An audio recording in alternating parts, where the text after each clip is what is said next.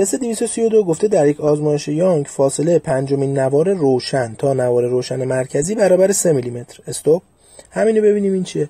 فاصله پنجمین نوار روشن تا نوار روشن مرکزی رو که داده. ببینید ما در سر کلاس فاصله نوار روشن یا خاموش تا نوار روشن مرکزی رو با x نمایش میدادیم.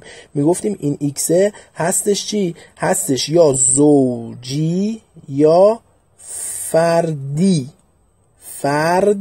فردی، زوج زوجی. این ایه که میخونم همین آیه است دیگه، زوجی. حالا اینجا اینو فرموله کردیم، گفتیم برای نوار روشن بگید زوجی، برای اون خاموش تا فاصله خاموش تا نوار روشن مرکزی بگید فردی. این آیه چیه؟ این آیه پهنای نواره. پهنای نوارم برات فرموله کرده بودم، گفته بودم نصف لاک پشتا رو دیدم روی آب، این پهنای نواره. دیدی؟ خب حالا پس تا همینجا که این حرفو زده یعنی این تیکه، یعنی زوجیش برابر 3 میلیمتره و فاصله پرده نوارها تا صفحه دو شکاف نور این دیه و فاصله بین دو شکاف نور اینم ایه که به هم داده، گفته انقدر. چی ازمون خواسته؟ اختلاف فاصله دو شکاف نور از پنجمین نوار روشن. بچه اختلاف فاصله چیه؟ اختلاف فاصله همون اختلاف راهه. اختلاف راه. آقا راستی اختلاف راه تو بحث امواج یا سازنده است یا ویرانگره. اگه سازنده باشه میشه ان لاندا، اگه ویرانگر باشه میشه فرد لاندا دوم. درسته؟ حالا از کجا بفهمم ویرانگر یا سازنده؟ خب ببین اون نواره که در واقع میخوای سرش اختلاف فاصله رو پیدا بکنی روشنه یا خاموش. اگه روشنه پس معلومه سازنده بوده، میشه ان لاندا. اگه خاموشه میشه فرد لاندا دوم. خب اینجا چی گفته؟ گفته اختلاف فاصله دو شکاف از پنجمین نوار روشن. دو حالت داشت، پس چون روشن سازنده است پس ان لاندا انش چنده؟ چندمین نوار روشن؟ پنجمین نوار روشن. پس خواسته مسئله اینه که آقا برو 5 لاندا رو پیدا کن. تموم شده رفت.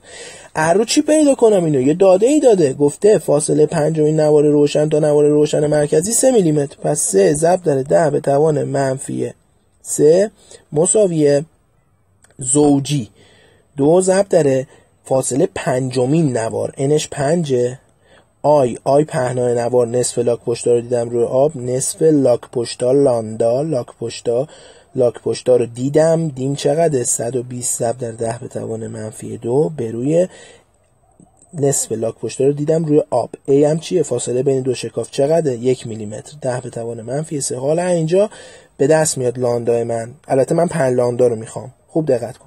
10 به توان منفی 3 10 به توان منفی 2 تو مخرج 10 به توان منفی 1 میمونه که این ور ضرب بشه این منفی 3 تو میکنه منفی 4. از شر این خلاص شدی.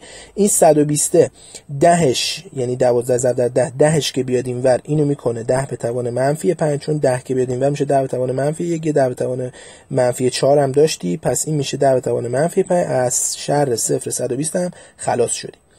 حالا ببین 2 اینجا هم با 2 اینجا رفت. اینجا یه 12 داری که میاری این ور که این 12 بیاد این ور با این 3 ساده میشه یه 4. این 5 رو میاری این ور. ولی خوب دقت کن تو 5 لاندا رو میخوای دیگه، پس این پک 5 لاندا رو دیگه دست نزن. آقا این ور کلا شد 5 لاندا. خب 5 لاندام چقدر شد بچا؟ 10 به توان منفی 5 چهارم. خب ولی این به چیه؟ به متره. به چی میخوای 5 لاندا رو؟ اون اختلاف فاصله 5 لاندا بود. به چی میخوای؟ به میلیمتر. یه چیزی به متر بهت بدم چجوری تبدیل میکنی به میلیمتر؟ ضرب در 10 به توان بله مثبت 3 میکنی. حالا داشته باش.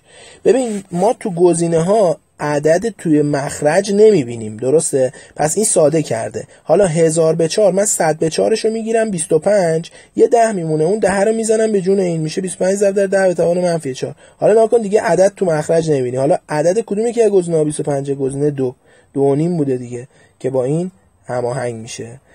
موفق و